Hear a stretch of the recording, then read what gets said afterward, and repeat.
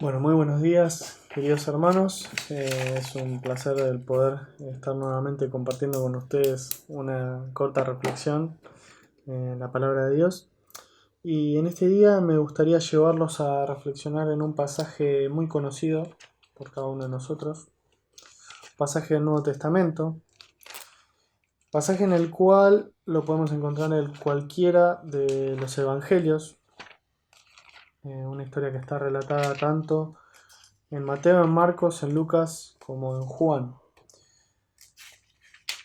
En el libro estamos hablando de el momento en el que Pedro niega a Jesús. En el libro de Mateo lo podemos encontrar en el capítulo 26, versículo 69, a partir de ese versículo. En el libro de Marcos lo encontramos en el capítulo 14, versículo 66. En Lucas lo encontramos en el capítulo 22, a partir del versículo 54. Esta es la porción que vamos a compartir en esta mañana. Y en el libro de Juan lo encontramos en el capítulo 18 a partir del versículo 15. Este pasaje muchas veces lo leemos y hay cosas que no nos llaman la atención. Y ahora me van a entender por qué. Personalmente hay partes que yo leía y pasaba de largo y que no me detenía a pensar específicamente. Me quedaba con lo central y no analizaba algunas oraciones que aparecen aquí en este pasaje. Vamos a proceder a leer y después desarrollamos un poco más. Dice a partir del versículo 54 en el capítulo 22 de Lucas. Nos encontramos con el arresto de Jesús, luego del arresto de Jesús que los llevan a la casa del sumo sacerdote. Y dice el versículo 54. Y prendiéndole, arrestándolo, le llevaron y le condujeron a casa del sumo sacerdote. Y Pedro le seguía de lejos. Y habiendo ellos encendido fuego en medio del patio, se sentaron alrededor, y Pedro se sentó también entre ellos. Pero cuando una criada, al verle sentado en el fuego, se fijó en él, y dijo, también éste estaba con él. Pero él lo negó, diciendo, mujer, no lo conozco. Un poco después, viéndole otro, dijo, tú también eres de ellos. Y Pedro dijo, hombre, no lo soy. Como una hora después, otro afirmaba diciendo, verdaderamente también éste estaba con él, porque es Galileo. Y Pedro dijo, hombre, no sé de lo que dices. Y enseguida, mientras todavía hablaba, el gallo cantó. Entonces, vuelto al Señor, miró a Pedro, y Pedro se acordó de la palabra del Señor que le había dicho, antes que el gallo cante, me negarás 3 veces. Y Pedro salió fuera y lloró amargamente. Recordamos que anteriormente, cuando estaban todos los discípulos reunidos con Jesús, Pedro afirmó que aunque todos se escarnecieran o aunque todos lo dejaran, él lo iba a seguir hasta la muerte. Y Jesús le dice estas palabras, antes que el gallo cante, me negarás 3 veces. Eso Pedro se lo había dicho hace unas horas atrás. Parándonos en este pasaje, horas atrás Pedro le estaba afirmando que lo iba a seguir hasta la muerte. En primer lugar me parece no extraordinario, pero me cuesta creer cómo de un momento para otro Jesús queda totalmente solo. Estaba en el Monte de los Olivos con sus discípulos, anteriormente había sido recibido como un rey y de unos minutos, en cuestión de minutos, de horas, Jesús queda solo frente a todos los que lo querían matar. Y nos encontramos con que Pedro, en este pasaje, escondido, siguió a ver qué hacían con Jesús. Por lo general, cuando leemos este pasaje nos quedamos con la negación de Pedro. Y yo lo que quiero llevarlos a pensar en esta mañana es en el último versículo de este pasaje. Y Pedro, saliendo afuera, lloró amargamente. No es un llanto normal, no es un llanto de 5 minutos. Es un llanto que duró días y un tormento que duró días.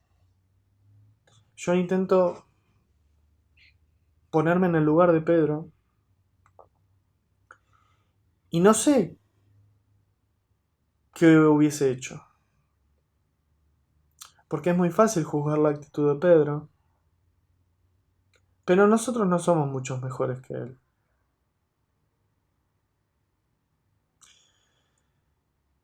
El tormento de Pedro duró los días que Jesús murió, hasta que resucitó. Y en esos 3 días yo me imagino a Pedro desolado, llorando, sin esperanza, porque todos los discípulos estaban igual, pero él con el plus de haberlo negado. Hasta que yo creo que hay un punto de inflexión en la vida de Pedro. Hubo un punto de inflexión cuando Jesús lo reclutó para ser pescador de hombres. Pero hubo otro punto de inflexión entre este momento y el Pedro que después iba a salir a predicar la palabra que provenía de Dios y que se iba a convertir en lo que Jesús quería, en lo que Cristo quería. Un capítulo más adelante, Lucas capítulo 24, nos encontramos con que Cristo resucita y que empieza a tener encuentros con sus discípulos. Al menos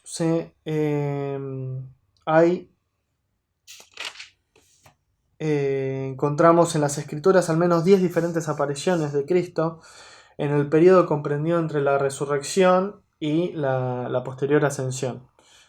Uno de ellos fue un encuentro con Pedro. Y esto lo encontramos en el libro de Lucas, en donde estábamos leyendo recién el pasaje, en el capítulo 24, versículos 33 y 34. En este capítulo encontramos el relato de la resurrección de Cristo y de la primera aparición a sus discípulos en el camino de Emaús.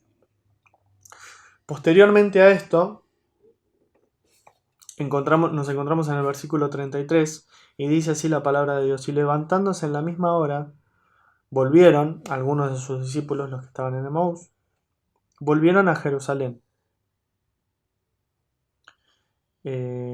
Estos 2 discípulos volvieron a Jerusalén y hallaron a los 11 reunidos y a los que estaban con ellos. Y que ellos decían: ha resucitado el Señor verdaderamente y ha aparecido a Simón. Otra vez mi mente intenta imaginar cómo fue este encuentro. Cómo Pedro pasa de la desolación, de la tristeza, del llanto amargo, a poder ver frente a frente nuevamente a Cristo. Yo me lo imagino cayendo de rodillas, con lágrimas en sus ojos, y sin poder mirarlo a la cara y pedirle perdón. Pero ese encuentro fue el punto de inflexión que Pedro necesitaba para no perder de vista la meta. Y esto me hace reflexionar a mí en que Cristo no buscó a los mejores. Cristo buscó a lo más vil de este mundo. Buscó a Pedro, con su carácter especial, impulsivo, que lo negó y aún así lo sigue eligiendo. Y me sigue eligiendo a mí, que no soy mejor que Pedro, porque día a día le fallamos y nos sigue eligiendo. Y te sigue eligiendo a vos, que seguramente también le fallas día a día. Pero aún así nos perdona y nos elige. Y quiere que cumplamos con nuestra meta. Espero que esta reflexión les pueda ser de bendición como fue para mí. Y bueno, nada, les mando un abrazo enorme y que Dios los bendiga.